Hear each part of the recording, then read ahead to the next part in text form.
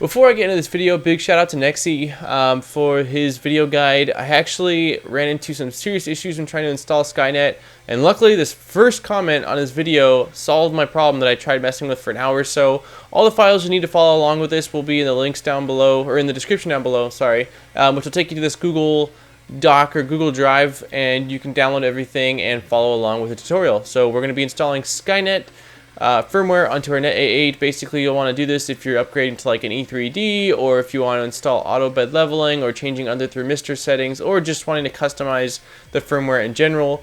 So once you get the download, just go ahead and extract all the files. These are all the files that it will come with. You've got like a wiring guide basically showing you the Z probe wiring, how to install it to the factory board. Again, most of the people that are doing this want to do it for the Z probe wiring, which I'm not going to show you how to set the variables. We're just strictly going to be flashing over the Skynet firmware. I'll probably do the autobed leveling tutorial aspect of it in the future once I actually do that. So go ahead and extract the Arduino 1.6.3 for Anet to this file, or to this folder, so make sure you have it all together, as well as the Skynet 3D version 1.alpha.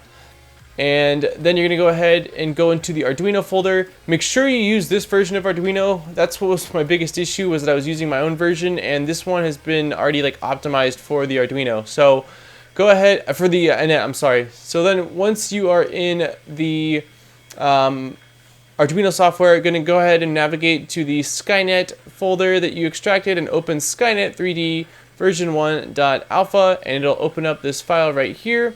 Then you're going to want to make sure that you have your 3D printer powered on, plugged in via USB, and choose the port it is. If you don't know which port it is, it's easy to just unplug and plug in, and then whichever COM port pops up will be that one. Then go under board, make sure Anet version 1.0 is selected. Again, that was my biggest issue. If you don't use this version of Arduino, it will not work. Once you've done that, literally you can just go ahead and hit upload, and it will go ahead and upload. Mine took a lot longer than in the past when I've uploaded Marlin firmwares. I don't know if it's an Anet A8 thing or this board or what the deal is, but it should all go well. And again, in the configuration H file, which you can see kind of on the top tabs in Arduino, that's the file you go in if you were going to edit any of the variables of the actual firmware.